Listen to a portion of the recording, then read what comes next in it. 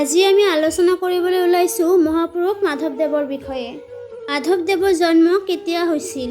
উত্তৰ 1489 চনত উত্তৰ লখিমপুৰত। মহাপুৰুষ মাধৱদেৱৰ পিতৃ আৰু মাতৃৰ নাম কি আছিল? উত্তৰ পিতৃ গোবিন্দগিৰি ভূঞা আৰু মাতৃ মনোৰমা। মাধৱদেৱৰ ভনী জোৱায়েকৰ নাম আৰু ভনীয়েকৰ নাম কি আছিল? উত্তৰ ভনীয়েকৰ নাম আছিল উৰ্বশী আৰু জোৱায়েকৰ নাম আছিল ৰামদাস। মাধৱদেৱে কাৰ তলত শিক্ষা গ্ৰহণ কৰিছিল? উত্তৰ ৰাজেন্দ্ৰ অধ্যাপকৰ তলত।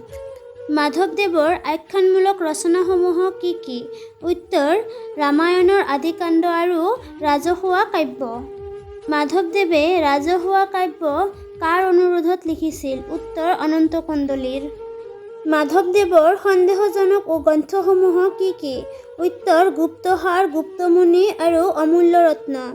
মাধৱদেৱৰ গুপ্ত নাম কি আছিল? উত্তৰ ৰত্নাকৰ। চৰিত তোলা প্ৰথাৰ প্ৰৱৰ্তক কোন? উত্তৰ মাধৱদেৱ।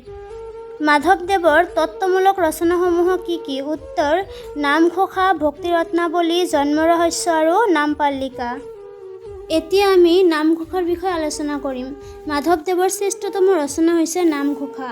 নামঘোষাক হেজাৰী ঘোষা বুলিও কোৱা হয়। নামঘোষা মাধৱদেৱৰ শেষ বয়সৰ ৰচনা। ডক্টৰ বাণীকান্ত কাকতিয়ে নামঘোষাক মহাপ্ৰস্থস্থানিক বা স্বান চং বুলি আখ্যা দিছে। মাধৱদেৱৰ জীৱনৰ মূল কীৰ্তিস্তম্ভ হৈছে নামঘোষা। মহাপুৰুষ মাধৱদেৱে জন্ম ৰহস্য কাৰ আদেশত ৰচনা কৰিছিল? উত্তৰ চিলাৰায়ৰ পত্নী ৰাণী ভুৱেশ্বৰীৰ আদেশত জন্ম ৰহস্য ৰচনা কৰিছিল। এতিয়া আমি মহাপুৰুষ মাধৱদেৱৰ নাটৰ বিষয়ে আলোচনা কৰিম। প্ৰথম নাট হ'ল অৰ্জুন ভজন নাট। ইয়াক দধিমন্থন নাট বুলিও কোৱা হয়। তাৰপিছত হ'ল ঝুমুৰা, চোৰধৰা, পিম্পৰা গুচোৱা, ভূমি লুটোৱা, ভোজন বিহাৰ এইকেইখন মহাপুৰুষ মাধৱদেৱৰ আন নাট।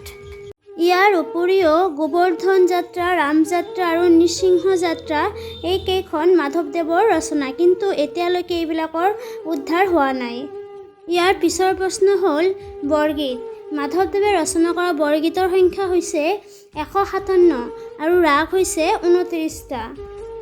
মাধৱদেৱৰ বৰগীতৰ মূল হ'ল শিশু কৃষ্ণৰ মাহাত্ম্য বৰ্ণনা কৰা। মাধৱদেৱক হিন্দী কবি কাৰ লগত তুলনা কৰা হৈছে? উত্তৰ সুৰা দাসৰ লগত। বৰপেটা সত্ৰখন কোনে প্ৰতিষ্ঠা কৰিছিল? উত্তৰ মাধৱদেৱে। ভূষণ শৰণ কাৰ ৰচনা? উত্তৰ মাধৱদেৱৰ। ইয়াৰ উপৰিও প্ৰসংগ, ৰাস ঝুমুৰা আদি মাধৱদেৱে ৰচনা কৰিছিল।